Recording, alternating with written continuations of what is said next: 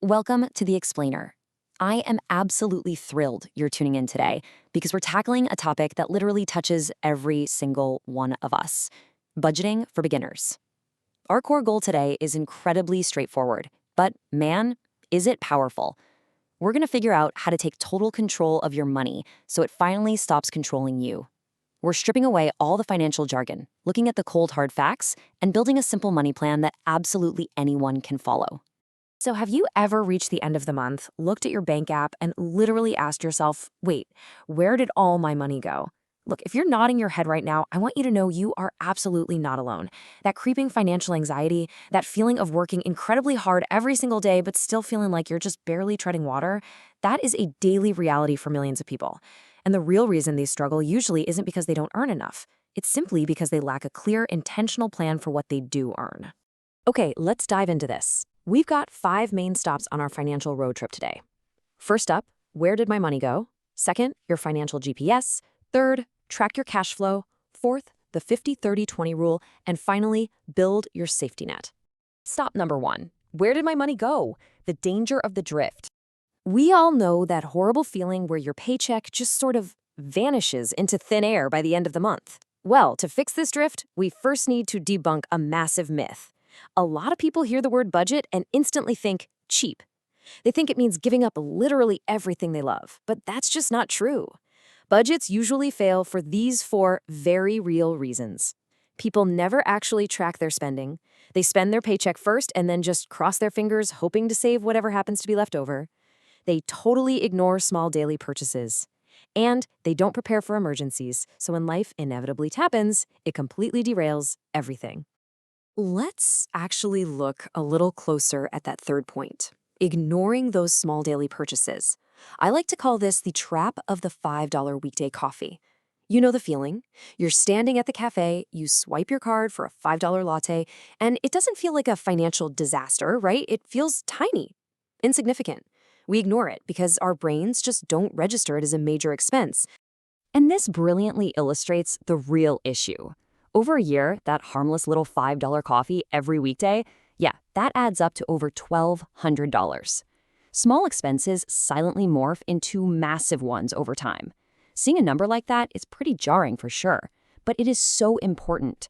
Awareness is literally the very first step toward financial freedom. I mean, you can't fix a leak in your boat if you don't even know it's there, right? Which brings us to Section 2, your financial GPS, a total paradigm shift. We really need a fundamental paradigm shift to remove all that dread around the word budget. Check out this comparison. Without a budget, you're basically wandering aimlessly. Your money just disappears, and it's dangerously easy to get lost in the day-to-day drift. But with a budget, the whole game changes. A budget actually gives you permission to spend your money without feeling guilty. You aren't restricting yourself. You're simply empowering yourself by organizing your life so you know exactly what you can enjoy without blowing up your future. So here's our new working definition. A budget is simply a plan for your money. Think of it as your very own financial GPS. And the absolute secret to making this GPS work is that it gives every single dollar a specific job before you spend it. Before you ever even swipe your card, you've already decided, okay, this dollar is for rent, this dollar is for groceries, and yes, this dollar is for a completely guilt-free movie ticket. Section 3. Track your cash flow. Finding your coordinates. Let's move to and see how this builds into an actionable first phase where we figure out exactly where we currently stand. Step 1 is to calculate your baseline monthly income after taxes. Now, if you're a freelancer or self-employed, estimating this can be kind of tricky. The best rule of thumb, always budget using your lowest expected income, based on the last 6 months, never your highest. That completely prevents nasty surprises. Step 2. For the next 30 days, you are going to aggressively track every single expense. Every single dollar. Now, please don't overcomplicate this tracking part. You've got great, simple tools available. You could use a simple pen and notebook, a basic spreadsheet on your laptop, or one of the dozens of fantastic budgeting apps out there. The tool itself really doesn't matter. What matters is the habit of tracking, because doing this helps you instantly identify wasteful spending. It gives you the power to find those little money leaks without ever feeling deprived. Section 4. The 50-30-20 rule. Mapping the route. Now, what's really interesting about this slide is how easily it categorizes your cash flow. This is one of the easiest, most effective budgeting methods out there.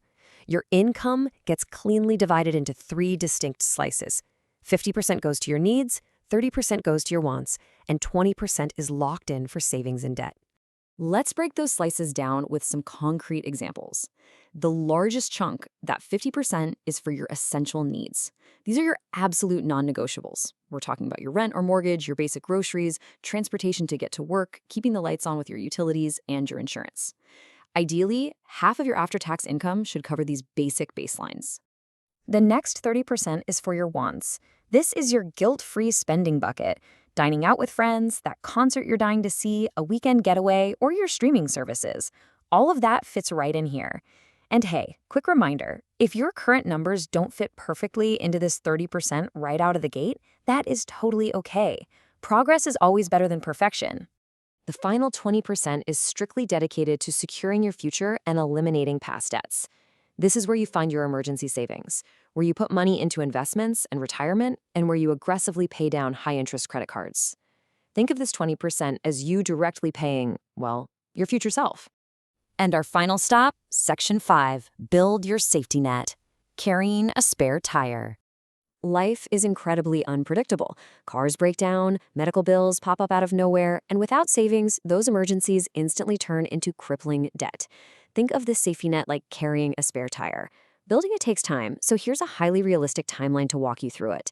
On day 1, just start small. By month 3, aim to hit your first $500. By month 6, try to reach $1,000. And as you get into year 2, your goal is to cover 3 to 6 months of living expenses. Hitting those milestones gives you an absolutely incredible sense of peace of mind over time. So the crucial point is that a budget isn't something you just set and forget. It requires quick monthly maintenance. Step 1, schedule a quick 15-minute date with your money every month. Step 2, use that time to adjust your budget because your life will naturally change. And step 3, learn from your mistakes, but more importantly, celebrate your progress. I want to leave you with this really powerful quote from our source material that perfectly summarizes the core philosophy of this entire explainer. Budgeting isn't about restricting your life. It's about creating the life you want. So here is my final provocative thought for you to chew on. What will you do with your money today? Will you let it just drift away? Or will you give it a job? Start right now, track your spending, and stay consistent. Thank you so much for joining me for this explainer. Keep learning, keep planning, and I'll catch you next time.